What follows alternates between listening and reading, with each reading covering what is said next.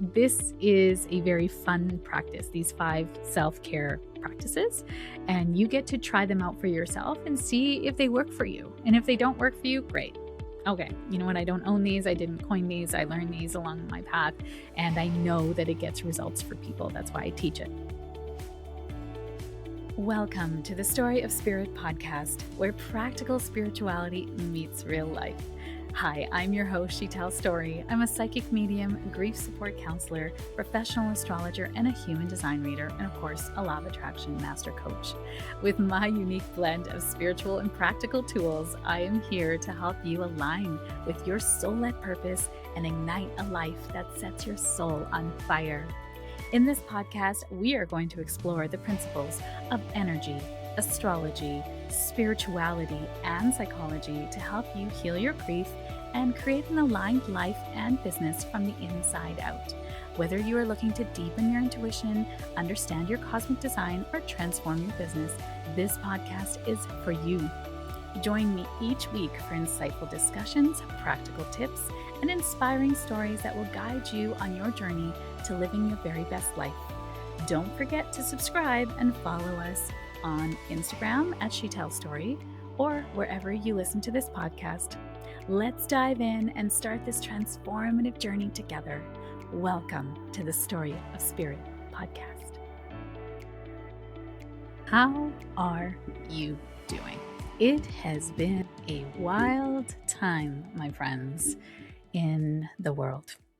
It feels like there is just so much poop being flushed to the surface everywhere you look, right? It's really the dredges of society are being pushed to the surface to be healed, to be seen, to be prosecuted.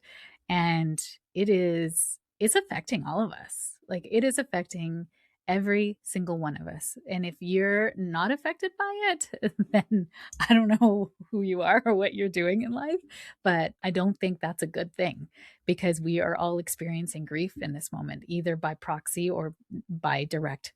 I went for lunch with my son, and my 16-year-old son, and he filled me in on the atrocities of the Epstein files. He had access to them and read them online, 16.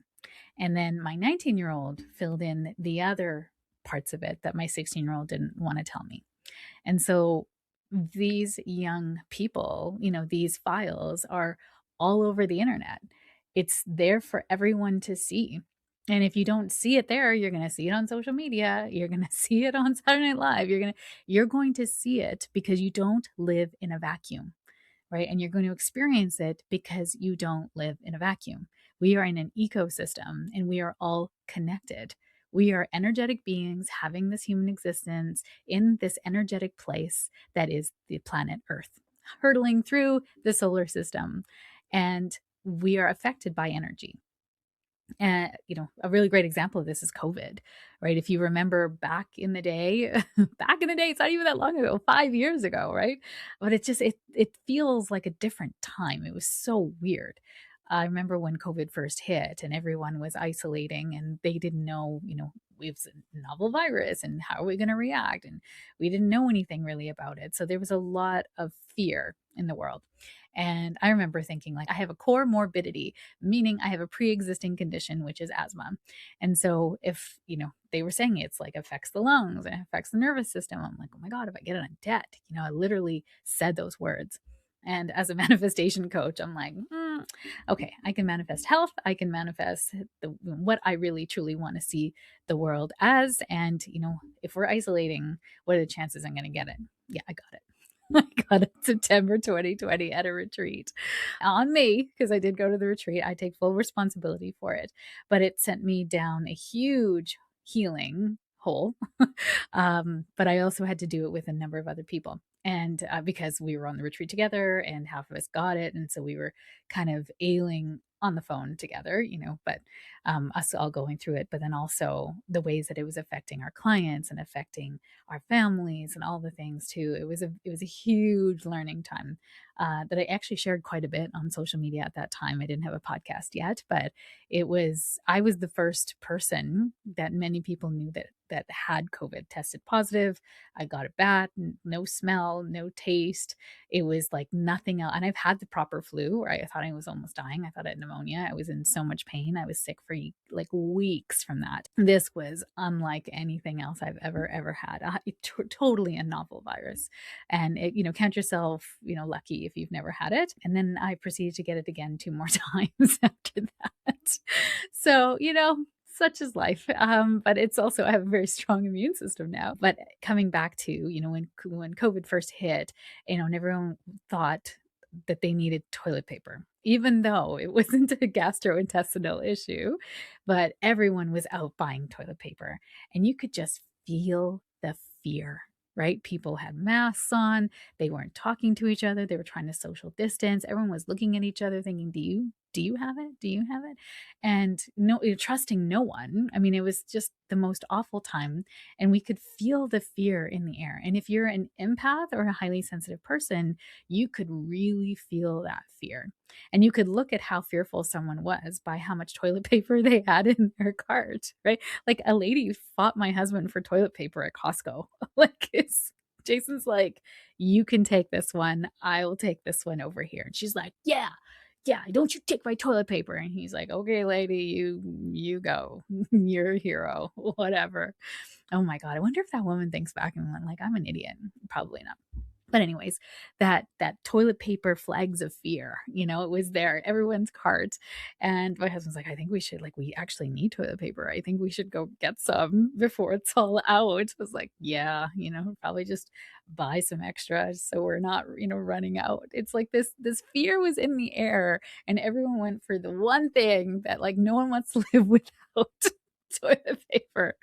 But it was such a wild time. We could feel it in the air.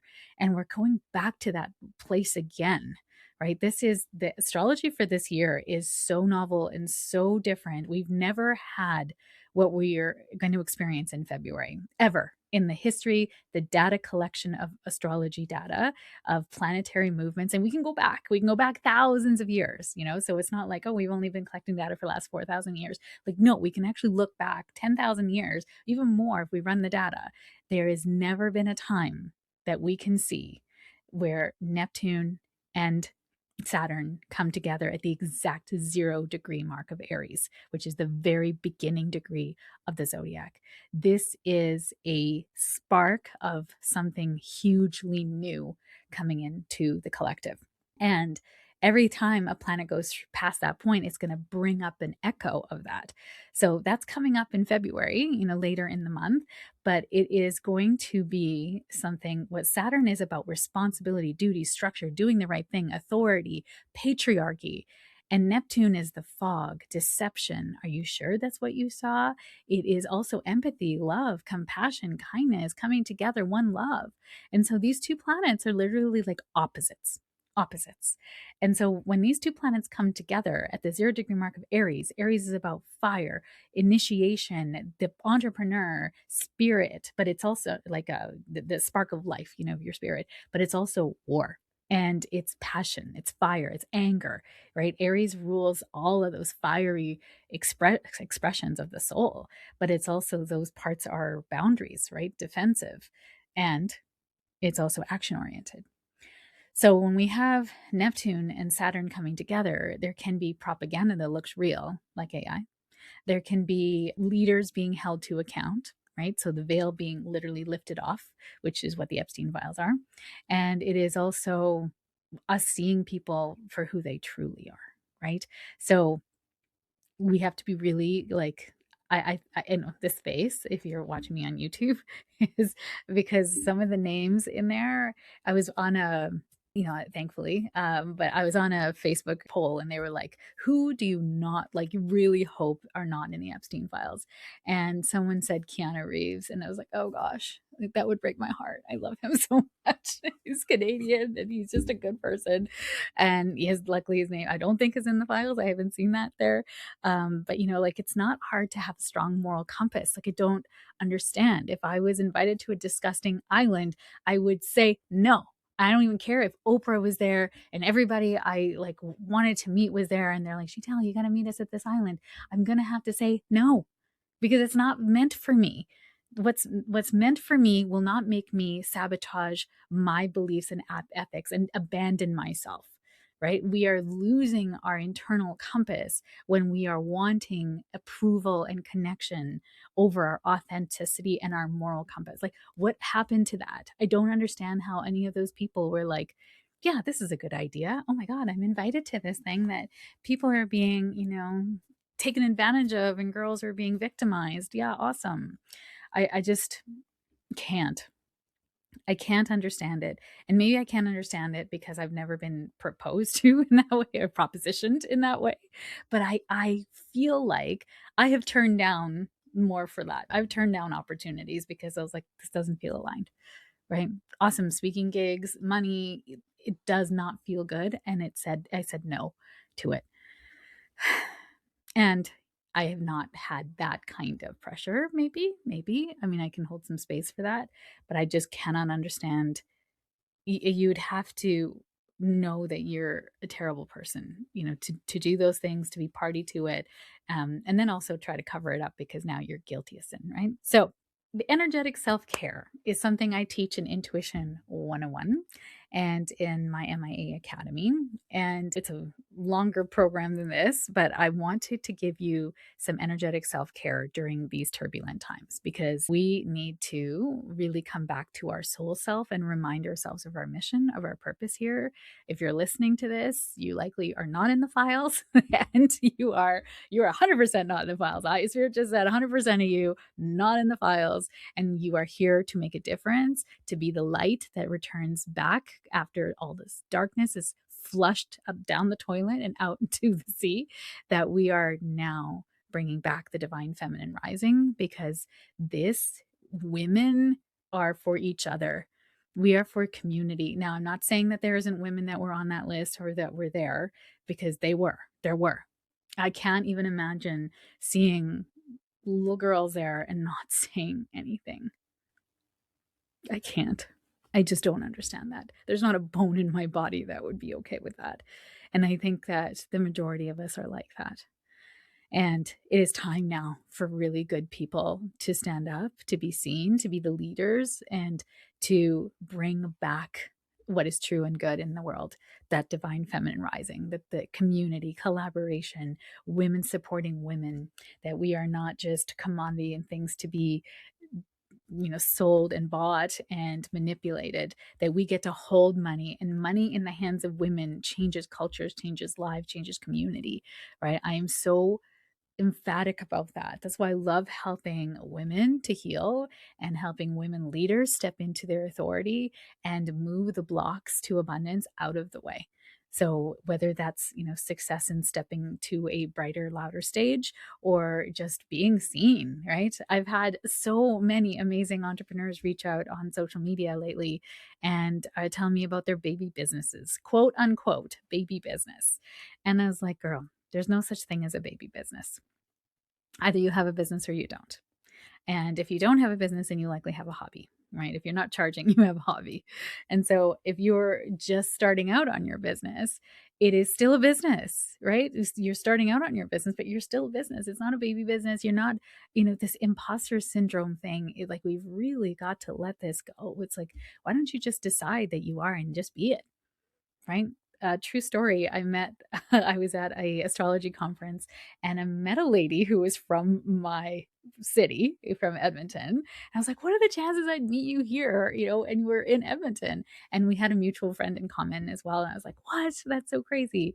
And I said, what do you do? And she's like, well, I'm learning astrology. I was a professional astrologer at that time. And she's like, and I think I'm a medium. And I said to her, it just like came out. I mean, this is the Virgo in me, I think. If you think you are, then you are. But if you're dabbling, then you're not. And she looked at me and she's like, well, I guess I'm not. I said, then I guess you're not. And then she never talked to me again afterwards. It's like, you just get to decide. You just get to decide. You don't have to be like, no one has to give you permission. No one has to say you're worthy of it or you've done X amount of classes. Like, you just say, I am a medium. Like, as a medium, psychic medium, it is a soul quality that you have the ability to connect to other people's loved ones, right? We all have the ability to feel our own loved ones. But if you have the ability to connect to someone else's loved one, then you are a medium. And it's your job to develop that gift so that you can use it in whatever way that your soul wants you to use it in this lifetime. You don't have to be a medium like me giving readings, and you don't have to be a medium like me on stage and giving group demonstrations. Like, you can actually do it in many other ways, in healing modalities, with psychotherapy, in counseling sessions, as a nurse, in an informal way. There's lots of ways. Hospice care, one of my students, my mediumship students, is helping people cross, right, in hospice care, and she's using her gifts in a very informal way. It's, you have this ability for a reason. You're a healer, right? I have lots of clients who are very good psychics who are in the aesthetic and beauty world, because that's their, they use their gifts to connect with their clients and feel what they need, and then help them with it, right? If you've ever been in a chair where someone's doing your hair, it's a long time. You're there, especially if you're getting your hair dyed. Like, you're there for 2 to 3 hours. So you're not just like on your phone, are you? I mean, you tend to talk to them, right? Bartenders are like that too. Like, there's certain people in society that are kind of informal therapists, right? They hear a lot. And we need to make sure that we're not taking all of that home, because as an energetic being, we naturally connect to the people around us. We are wired for connection. And in that connection, we can pick up energy, residual energy from the people around us. And then you take that home, and then you wonder why you feel sick or you feel bad, or you're thinking about so and so and you're sad for them because you haven't really done the work to get rid of that energy. You are not meant to carry everyone's energy around with you. It doesn't serve you, it doesn't serve anyone else.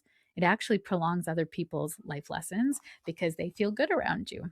So they're like, oh, every time they talk to Sheetal, everything is better. I feel like crap. And then they go back to their terrible boyfriend and think, okay, well, you know what? We can just weather another week together. Whereas if I don't take on that energy, then that person then goes back to their relationship and realizes, this is really crappy. I feel terrible every time I'm with you. I talk about you. Why am I doing this to my life? And then they do something about it. So we don't heal what we don't feel. And if you're a feeler, you can take on the energy of other people. I know there is someone out there going, oh my God, that happens to me. Because if you're a natural empath, then you naturally do that. And you might have heard me say that on this podcast. Intuition and being an empath is a trauma response. So it's not this like wonderful gift that you got because you were born with it. You actually were born with it because of the circumstances of your life. So all of these wonderful gifts that you have are actually cultivated through trials and tribulations, right? If you're super resilient, if you can silo, if you're a fawner, if you can make everyone happy, it's because you had to learn how to do those things at an early age. And, I look at my kids and they're like very securely attached for the most part.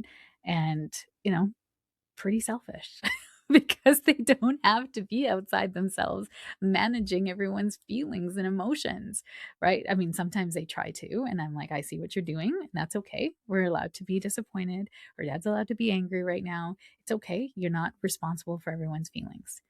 So I kind of push back that energy. But I can feel it, I can see it happening in real time.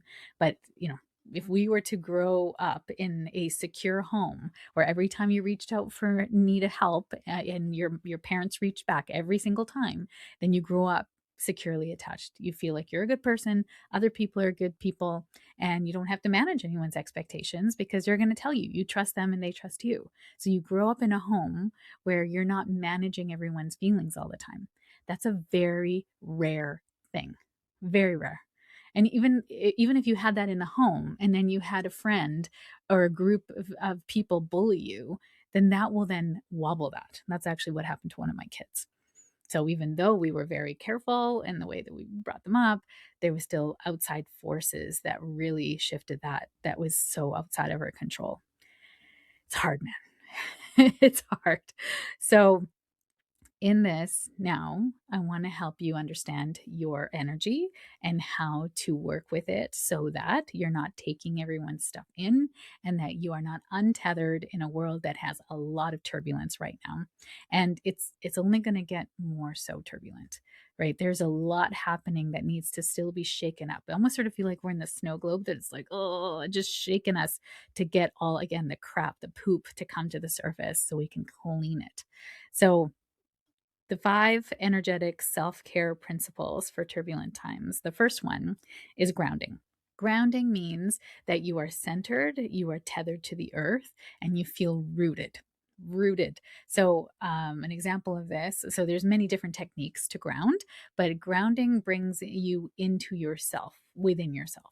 So when you're scattered, you're outside of yourself. I want you to think of you as like an octopus that has 10 tentacles. Almost as something about there, 10 tentacles. And as you have those 10 tentacles out into the world, one's maybe into your kids, maybe into your partner, maybe into your parents, maybe into your coworker, your boss, you're always sort of feeling, what do people need of me? Is everything okay? Right, with these people. So we're connected naturally, right? We call these energetic cords in spirituality. So we have cords plugged in to these people in our lives. Now, if you have an ex that you share custody with your children, with your children, with your ex, this cord is going to be there forevermore. You cannot cut these cords because there's a contract in place that's going to be in play. And the contract means that you two have something to learn from each other. So before we come into incarnation, we have these contracts where we're like, okay, I really want to learn self love. Okay, so I'm going to help you learn self love. And you're not going to really like me at the beginning, but I'm going to help you learn it because that's something you wanted to learn. I'll do another episode on soul contracts down the road as well. I do teach a class on soul contracts and healing them, which is a profound one. It really helps heal relationships and understand yourself in a deeper way. So when we are grounding ourselves, we're bringing back these tentacles, these cords, and we're pulling them back into ourselves so that we can be in ourselves and be present. And just notice as I said that, if you went, but what happens if I'm not paying attention to what everyone else wants of me? What then happens? Could you trust yourself enough to know that if somebody needed something from you, they'll let you know? And if they didn't let you know, then that's part of their own life lessons as well, that they can be responsible for themselves. Because somewhere along the way, you became a rescuer. And the rescuer, wherever there's a rescuer, there's a victim. So if you're a rescuer, you create victims. And instead, you can choose to become the empowered coach and believe that they have the responsibility and the smarts to get themselves out of things. Now, if you have small children, obviously, that's not, it's a little more discretionary. But if you have parents, I mean, even if they have ailing parents, they'll need your support. But again, you can't always be checking in and checking in, checking in because you're not inside yourself. So grounding brings you back into yourself. So one of the ways you can ground is called earthing, where you put your feet on the earth, directly on the earth. Now, I live in a very cold climate. It is in the minuses right now. There's snow on the ground, ice everywhere. I'm not putting my feet outside on the ground. But you could, if you had a pot of soil or pot of plant or something that's big enough, you could do that if you want to. I'm totally not doing that. Never will I do that. But in the summertime, or if you live somewhere that is tropical and is summer all year round, you can put your feet into the grass. And you actually, this is science. This is not woo woo. You exchange ions with the earth because we are nature. We are meant to be on this planet. So, Mother Nature, we are uniquely designed to exchange energy with Mother Nature. So, if you're out in nature barefoot, you exchange ions with the earth. And that's actually very healing and very good for you. And if you're out there putting your feet in the grass, you can feel yourself becoming one with Mother Earth. You can imagine yourself putting roots into the ground and just closing your eyes and feeling yourself in your body, feeling your feet on the ground, and bringing your awareness to your feet.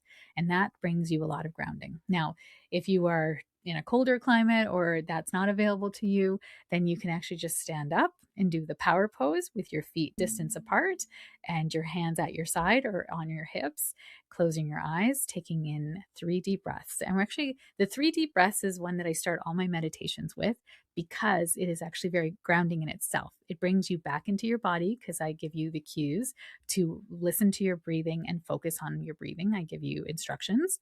And in that breathing, you actually oxygenate your brain, you slow down your thoughts, and you become more present in your body.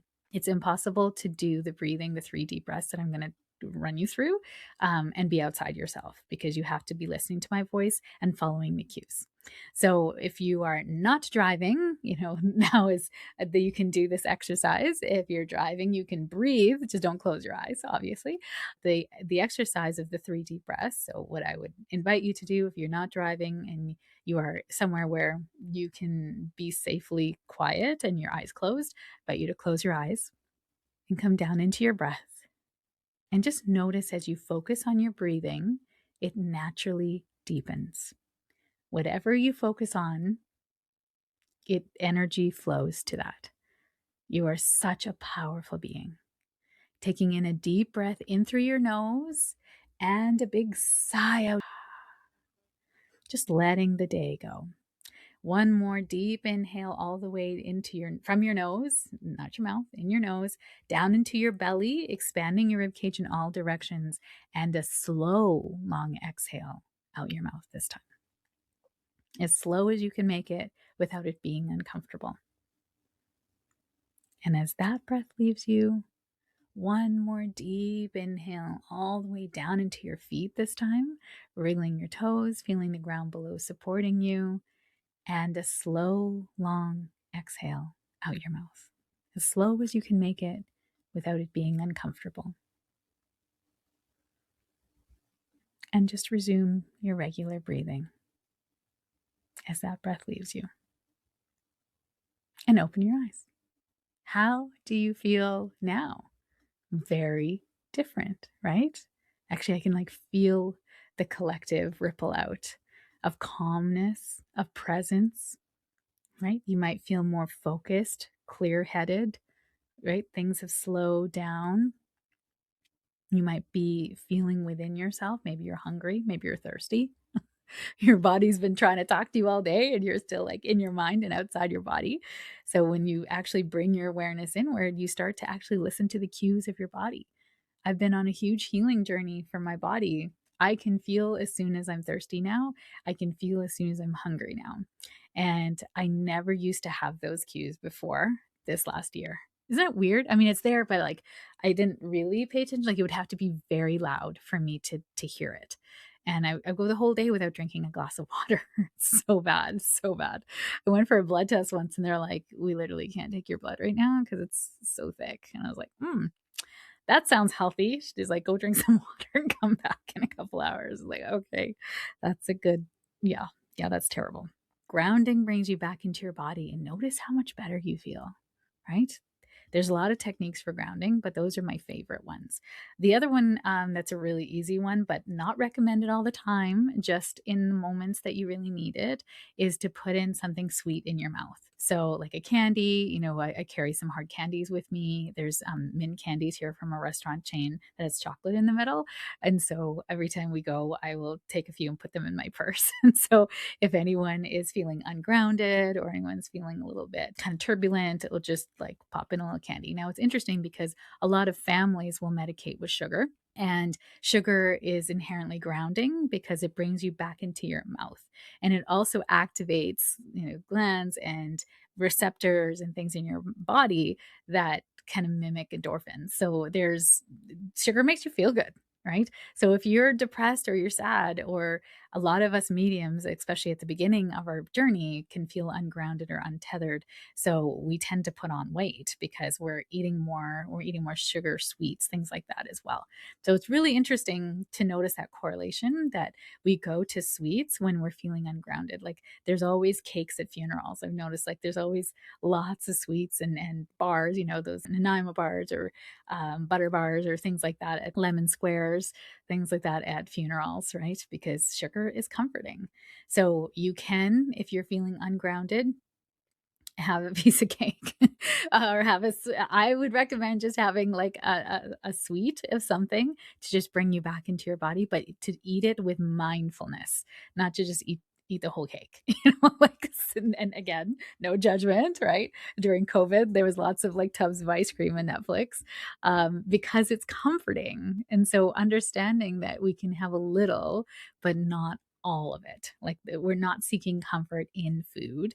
It is bringing us back into our body. So you can use it as part of your mindfulness practice, but it should not be your only practice. It's not a practice. If you are, it's like you're then, oh, I want this tastes amazing. And you're in your mouth and you're having the experience of what that is within yourself. Right. So it's a very different way to eat something when you're being mindful about it and using it as a grounding technique versus an emotional coping mechanism. So just something to be aware of. So that's practice number one. Practice number two is cord cutting. Now, if you're going to be like, oh my gosh, I have to remember all of these, don't worry. I'm going to give you a free meditation at the end of this, where if you actually do the meditation, you will cover all of these bases. I like efficiency. I'm a Virgo. I don't want to do all the things. I don't want to dance around in the moonlight with the salt circle and, all the, no. It's enough for me to just set the intention and it is done, right? Your belief is so powerful. It creates your world. So know that these things work. I like to say, build your book of evidence, right? This is all a giant experiment. Life is a giant experiment. Nothing is certain. And this is a very fun practice, these 5 self-care practices. And you get to try them out for yourself and see if they work for you. And if they don't work for you, great. Okay, you know what? I don't own these. I didn't coin these. I learned these along my path. And I know that it gets results for people. That's why I teach it. And it gets results for me. That's why I teach it as well. So it does change your life. But if it doesn't work for you, great, whatever, honestly. But try it out, and have a journal by your bedside. And you're like, okay, today I did the grounding technique. How did I feel? Did I notice anything different? Tomorrow, I'm not going to do it. Intentionally not do it and see what happens. And notice if you feel better when you do it or better when you don't. Right? Stay open. When you're experimenting, you're not biased. You are just letting the evidence speak to you and guide you where you're supposed to go. That's it. So try the grounding principle. I'm going to give you a meditation at the end of this. It's going to be in the show notes and you can click it, download it, and try it for yourself. I always say try it in the morning for 7 days and then try it for one day. Don't try it on one day. Like mindfully say, I'm not going to do it today and see if it changes anything in your day. And yeah, just have an experiment, right? You can't do it wrong. That's the other thing I want you to hear, because I know you achiever ladies out there. I know you're listening, right? And you're like, what if I do this wrong? What will happen? There's nothing that will happen if there's no doing it wrong. The way you do it is the right way. Okay. And you can make it your right way, right? So you don't have to do it my way. You can do a version of it yourself and see what feels good for you, right? It's always what feels right in your intuition. I'm never going to say do it my way or else. Never. You're going to try it out for yourself and you're going to see, because your intuition is what's going to tell you what's right for you. We are done outsourcing our intuition. Done. All right. Okay. Cord cutting is the next one. So as I mentioned, we all have cords connected to our loved ones, but then also people that if you stopped into the Dollarama, you stopped in to Save on Foods, like you're going to have conversations with people, and that a natural cord plugs into them because we are energetic beings wired for connection. So we are going to then just tap into people. We are natural at doing that. You can feel if someone is in a good mood or not. You can feel if someone is resonant with you, if you like them or you don't like them. Our mind instantly sizes up people all around us as we are moving through the world, right? So notice that when you do the meditation, what cords come up, because we have these energy cords plugged into people around us, and where they plug into us can be a source of energy or a siphoning point away from us. So sometimes we can have ailments in the body. Like I have a client who is having a shoulder issue, and I said, I have this feeling that there's an energetic cord siphoning energy from there that's connected to someone in your life. And it felt like an ex. And she texted me back, and because she said my shoulder's really sore and it's been kind of weird. And I'm like, it feels, as I tapped in, I was like, oh, I heard energetic cord. And so and she's an energy worker. So I said, she was going for some work on her body. And so I said, if you can just get the practitioner to check that shoulder and see if there's, it feels cold or it feels light, there's energy being siphoned away. And sure enough, it was. I 100% know it was. So she already knew too, as she tapped in. She's like, oh yeah, 100% my ex. So in that, she can then put a block in the cord. So there's 4 kinds of cord relationships we can have with people. So, for example, with my husband, as soon as you think about that person, you can tell how they're feeling and what kind of day they've had. Now, we've done that experiment before on the podcast where you can think about someone, feel what kind of day they're having. And in this moment, as I feel into my husband, I can tell he's very tired. He wants to go home. And so, you can even like next time you talk to the person, you're like, "Oh, how are you doing? Are you feeling tired around 6:30?" And then like, "Oh yeah, I was feeling that. Yeah, I understand." Yeah, again, put that in your book of evidence that oh my god, I felt it. Or were you making it up? Guess what? Your intuition lives in your imagination. That's why children are so intuitive.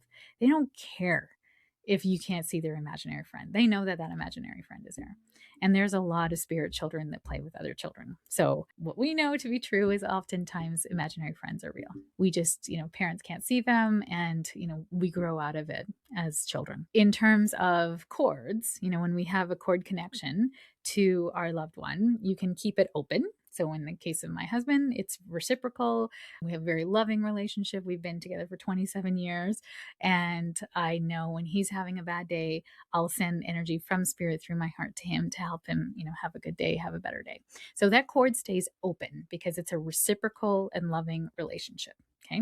Now, when a relationship is not reciprocal and loving, so I'm going to say my teenagers, sometimes they don't think I'm the best thing that's ever walked this planet, that's the best mom that just does everything. And, that's fine. That's fine. They're allowed to have their opinions. And sometimes they're not enamored with me. So in those moments, I don't really want to feel that feeling of their stuff coming back to me because I said no on something or we disagree on something. And so what I'll do is I'll put a one-way valve.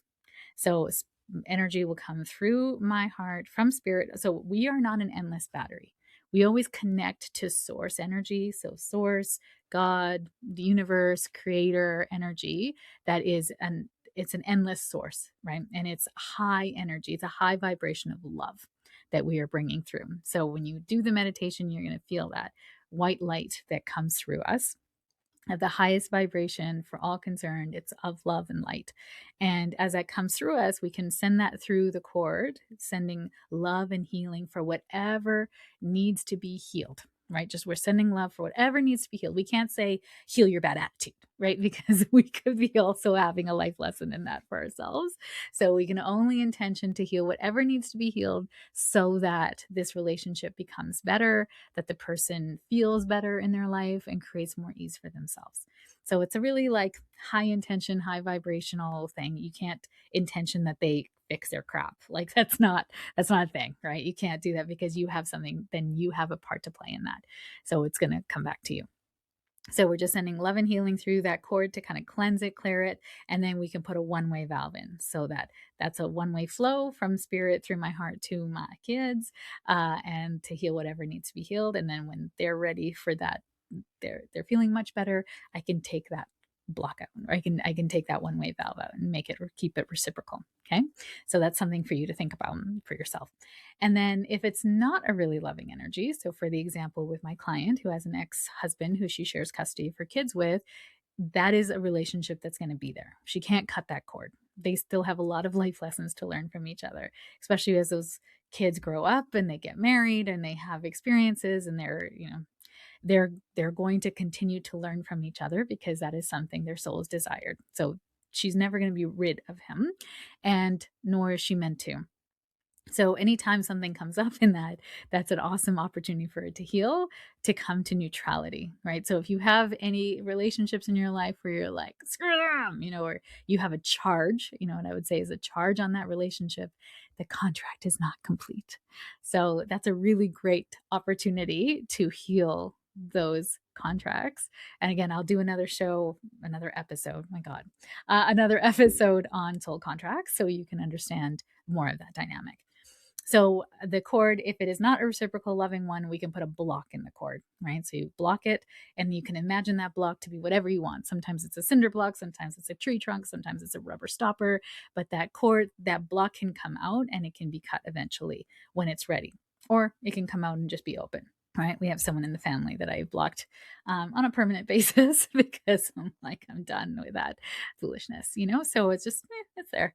Do I have a contract still in play there? Probably. And I'll dig into that as more capacity allows. But in this moment in time, it remains a block. And then finally, if the contract is complete or it's somebody that's really benign, like you do the meditation and you see your childhood best friend, that cord's still there, and you're like, oh, that's weird. You can cut that cord and be like, thank you, blessings.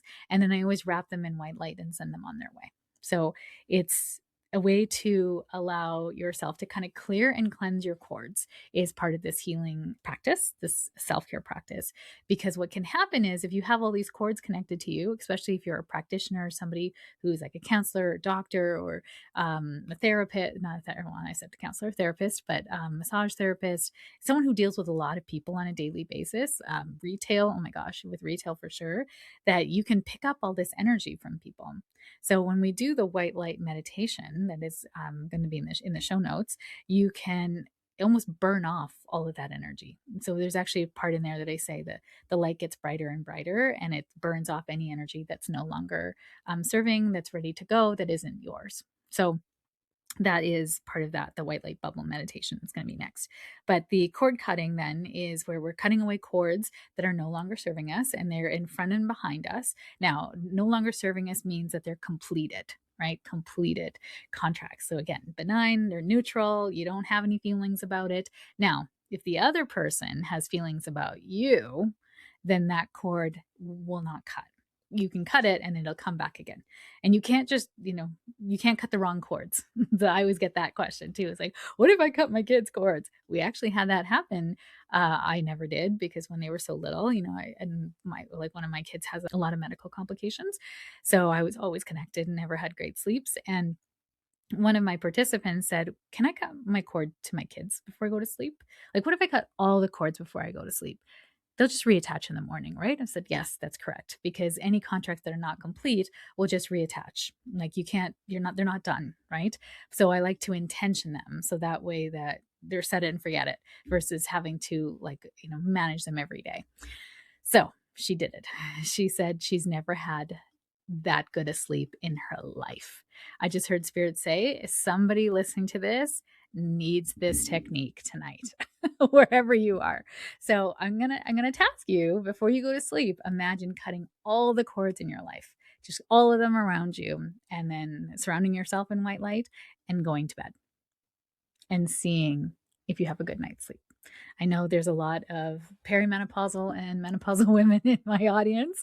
So this might be, your ticket to better sleep. So try it. Try it out for yourself and see. I know you're like, this feels like I'm making it up. Yeah, have fun. Go do it. See if it is true. Energy is not something you can physically, tangibly see, but we can feel it. We can feel it. And we feel it in these very subtle ways sometimes. But I promise you, they are there. You are not in a vacuum. You live in an ecosystem and you are an energetic being having this human experience. We know that in science. It's not wooey, right? You have a connection to all things. You are affected by the energy around you. So cut the cords, white light bubble, which we're going to talk about next. So the second practice was cord cutting, and then or cord maintenance. I'm going to say you're maintaining cords. So like I said, with my kids, I send white light, put a one-way valve, or just keep that open. But before I go to bed, I just cut all my cords, but I also intention that the ones that come back are going to be in a certain way. I like ease. Honest to God, I don't want to continue every day to do the things. Sleep is so important to me. I really want to have a good night's sleep. And when my kids are going through turbulent times, then I actually send lots of extra healing and love through the cord to heal whatever needs to be healed and give them the tools and the energy to get through it with as much ease and grace as possible. And I'll put a one-way valve in it. So especially when they were going through turbulent times, I did that a lot. And it helped me. And I feel like it helped them too, but it helped me feel like I could do something about it. And it did work because they did feel much better afterwards. I know it works. It's just for you to see the evidence for yourself, right? It's almost like faith, but the evidence is going to also show you that your faith is real. Now, the white light bubble, which is practice number 3, is a meditation where you bring in the light of source, God, creator, energy and it's love and the highest light, and it surrounds you like a giant bubble. And you're creating a boundary and a barrier in which only things of the highest light can reach you, and anything that is not of the highest light just bounces off and goes back to the sender with love and consciousness, never to return to you again. So that bounce back to them, it's just their energy coming back to them. So whatever, right? Blessings. And you're only getting energy that's of the highest light for you. So I remember when I started doing this practice, I do it daily, and I wear a bracelet in the morning. So as I'm getting ready, I'll put on my jewelry, I'll wear a bracelet, and then I'll imagine this. So I piggyback this habit onto this putting on my jewelry in the morning. I do it every morning. And it's just bringing in the white light to surround me and setting that intention that only things of the highest light can reach me. Anything that's not bounces back and goes back to the sender with love and consciousness. And in doing so, I felt so much better. Like I literally will walk into a room now and I really only see the people who I want to see or meet. And I see energy. I mean, obviously, it's one of my gifts. I see energy. And so I will see those people that I want to meet. Ultimately, magnetism works and people will come and see me or come and talk to me, or it just happens like in a lineup or something like that. I'll just run into people and I'm like, oh, I wanted to talk to you. So, or sometimes it's not that time and it'll be like the next time I see them. They're like, oh, I remember you from the conference. I'm like, I really wanted to talk to you. I'm so glad you're here. And then I can sit down and talk to them and I'm like, oh, I love this person already. So that white light bubble, it really allows me to not pay attention to the noise anymore. There used to be a time when I was very, very insecure. And it's ironically before I found spirituality and my gifts came to the surface, because I was so aware of what everyone thought of me. I can feel disappointment. I can feel judgment. I can feel when someone's like, oh, her hair, or oh, her skin, or oh, her whatever. I mean, I used to have terrible skin in high school, not anymore, thankfully. But I love wearing red. If you see me out and about, likely at events and stuff, I'm probably wearing red. It's my signature, it's my brand, right? Odd time you might see me wearing purple or something else, or even out for brunch, I tend to wear, with my family and stuff. Feel so myself when I wear red. And I don't feel that when I wear other colors, right? It's so crazy pants. I have a girlfriend who's extremely spiritual as well. She's someone that I look to for mentorship. And she had tasked me with wearing a different color every day, and I couldn't wear red for like 30 days. And it was fun. I do have other colors in my wardrobe. I've started to get rid of them, but I just felt like it wasn't me. It wasn't me. And I understand color psychology and color frequency. And so the energy of red is passion, purpose, safety, right? It's the base root chakra, which is the energy center in your body responsible for safety and grounding. So it gives me safety and grounding as well. And I just feel more confident in it as well, right? I can wear other colors. I literally had an event I was at where I wore red the first day, and then I wore this like beautiful bright fuchsia pink. And a lady from the US who's quite outspoken, she came up to me. She's like, no, pink is not your color. I mean, you can wear it, but red is your color for sure. I was like, thank you for, for validating what I feel. I do love bright colors, and I only started to go into that until when I opened to my spirituality, when I had my spiritual awakening, when my gifts came in. Before then, I wore black, gray, white, and beige. Oh, like all those women in business colors. So I just like masculine. I did have a power red suit though. I did. And the color is powerful. You can actually use color to up your mood, to influence your day, influence people around you. When you wear yellow, you are received in a very different way than when you wear all black. 100%, because it has to do with frequency. So I'll do an episode on color psychology and color in the aura, because that's the energy field. So the white light bubble meditation, we're putting out that boundary and barrier, and we're doing it first thing in the morning. And then the fourth energetic principle that is amazing is intention setting. Now, I've talked about it before in the podcast. It is the very first lesson you'll get if you ever join MIA Academy, my membership. It is set the intention for your day, because where your intention goes, energy flows. Where your attention goes, energy flows. And you're telling the universe what you want. So you're being specific, and then your mind is now focusing on this task as the outcome. So it's a very powerful thing, right? It's great for your mind, and it's also great for energy, and you get to see how it feels for you, how it works for you, because it doesn't work the same for everybody. So you set the intention at the beginning of the day. So I like to say, have a journal and beside your bed, and when you wake up in the morning, before you open your eyes, you bring an intention forward for what you want to experience in the day.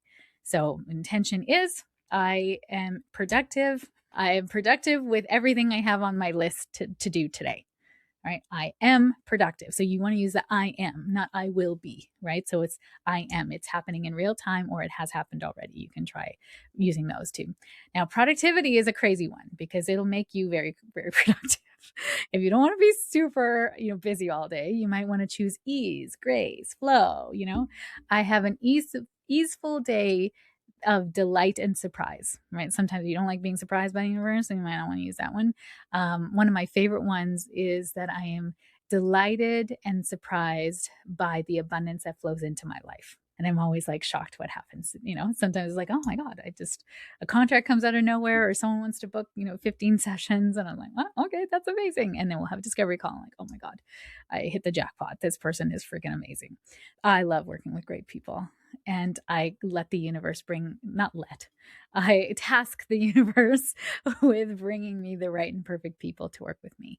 So if you try to get into my calendar, good luck. Like, it's very rare that a calendar spot opens up because I book so far in the future because of all my coaching and grief counseling and people reaching out to me because they know my calendar books out. So my online calendar books out 120 days.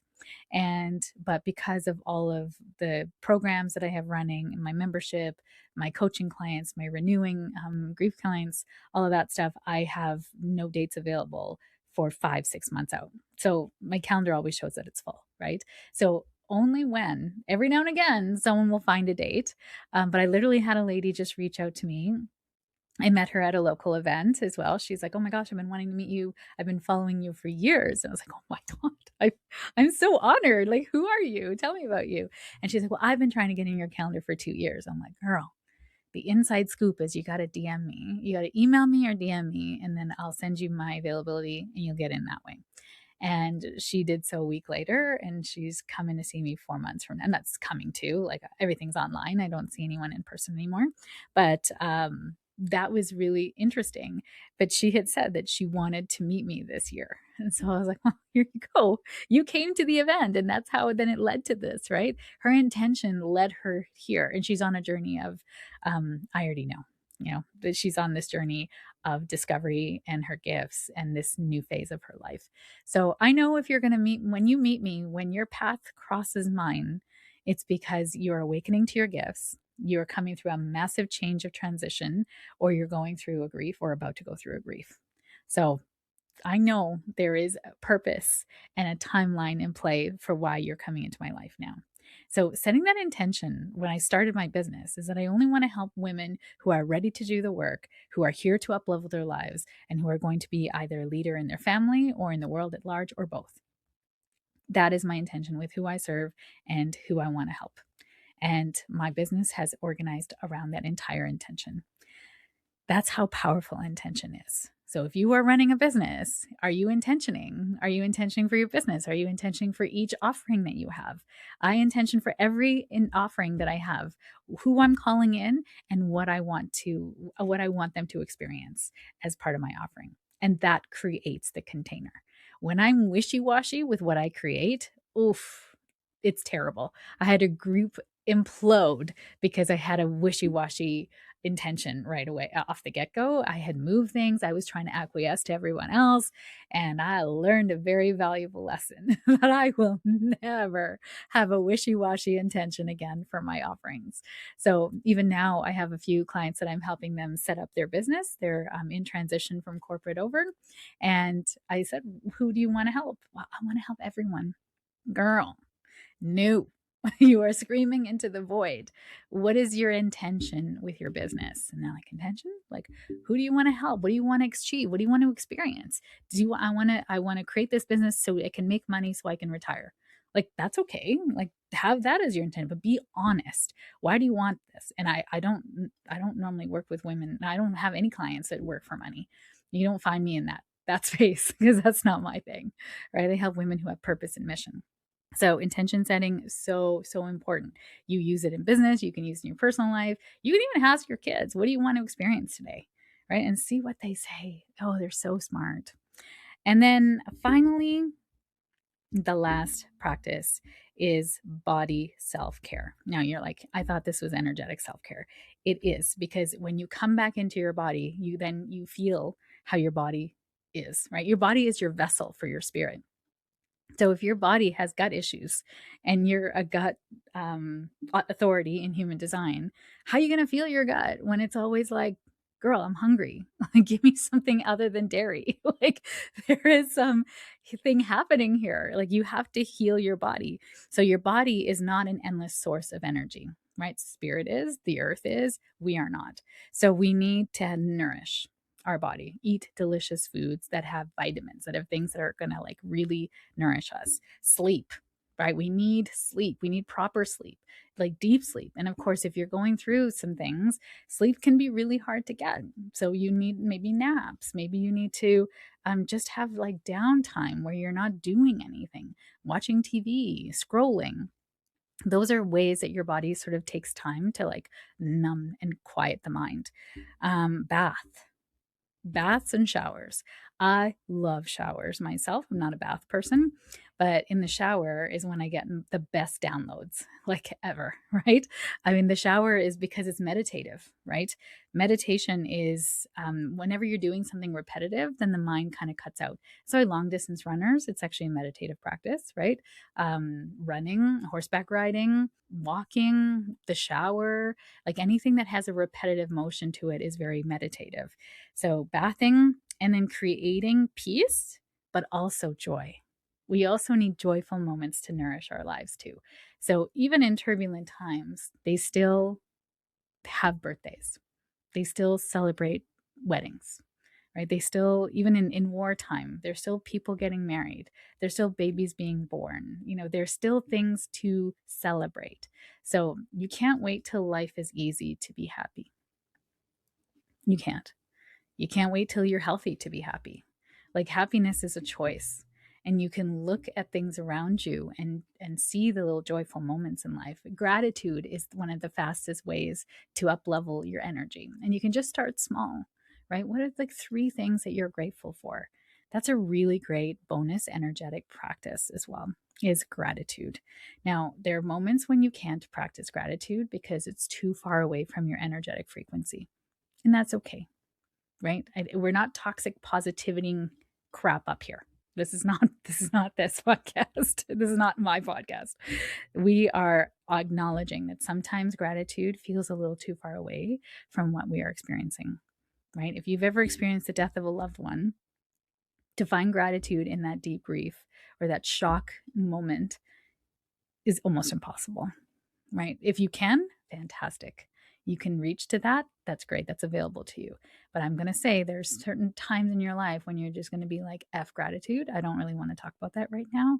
And we have to acknowledge that that's not the right time, right? So if you're feeling that, I feel you. And you don't want to be offering that tool to people who are going through some deep, hard things, because they're going to be like, you know what you can do with your gratitude. But yes, creating those gratitude moments, if that is available to you.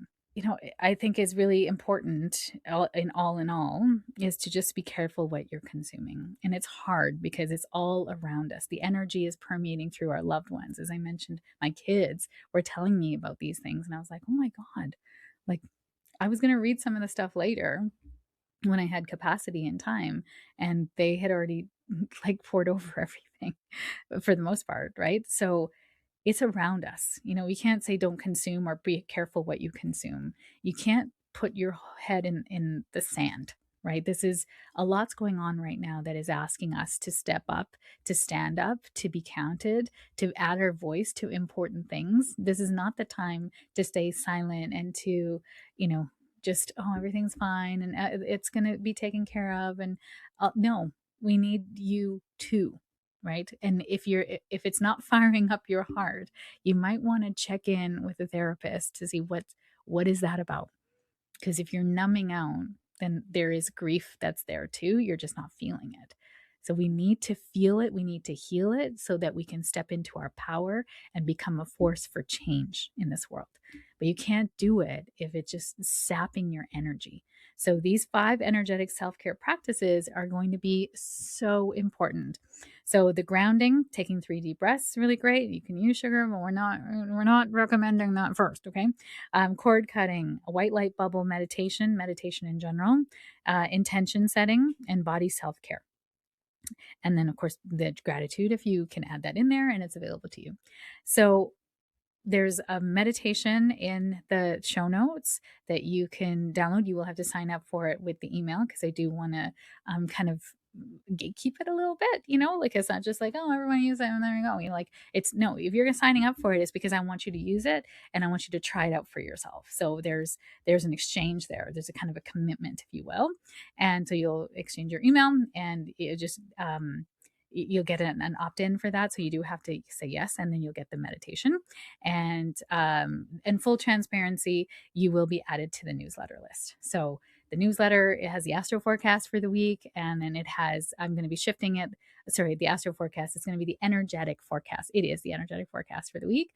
And then also a blurb for me. I'm going to be shifting it because I want to do a little reading in there of like how I'm feeling about the week and what to be aware of that the week is going to hold for you, opportunities that the week holds for you, and then offerings from me. So ways you can work with me. Anything new coming out, you goes to the newsletter list first.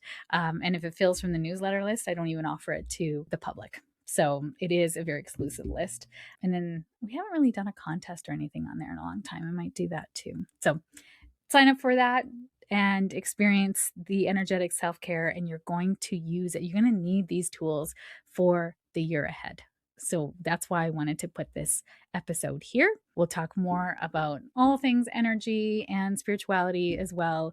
I really want to inspire you for how powerful you really are. You are here at a time in history on purpose. And you have gifts to share with the world. You have gifts that you need to cultivate within you first.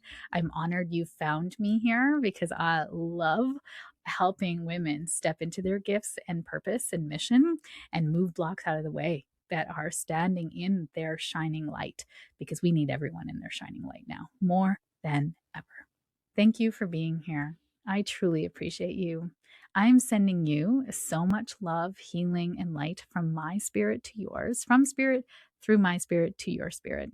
We are all in this together. You are not alone. I am a fiery, fiery source of protection of what is right, I guess, in the world in terms of like a moral compass. We are here for each other. And if you are developing your gifts or you have an interest in developing your gifts, stay close to me. I've got you, and we are going to blow the darkness off this planet. See you soon. Thank you for joining me on this episode of the Story of Spirit podcast. I hope you have found inspiration, support, and practical insights to help you align with your soul-led purpose and live a life that sets your soul on fire. If you have enjoyed today's episode, please subscribe to the podcast, leave a review, and share it with a friend. Your support helps us to reach more listeners and continues to provide valuable content. I sincerely appreciate every share, and I know it is how most people find me. It is because caring people like you have shared me with them at the right and perfect time. For more resources, insights, and to connect with our community, please visit us at www.sheetalstory.com and follow us on Instagram at sheetalstory. Remember, your journey to a more aligned and vibrant life is just the beginning, and I am here to support you every step of the way. Until next time, stay aligned, stay inspired, and keep shining your beautiful light. This is Sheetal Story, signing off from the Story of Spirit podcast. Here's the legalese that's required by our lawyers. This podcast and the YouTube channel represents the opinions of Sheetal Story and her guests to the show. The content should not be taken as medical, psychological, or financial advice. This series is informational and entertainment purposes only. Because each person is so unique, please consult your healthcare professional, your mental health dream team, your financial advisor, or anyone else that's an expert in the field in where you are thinking of making big choices in your life.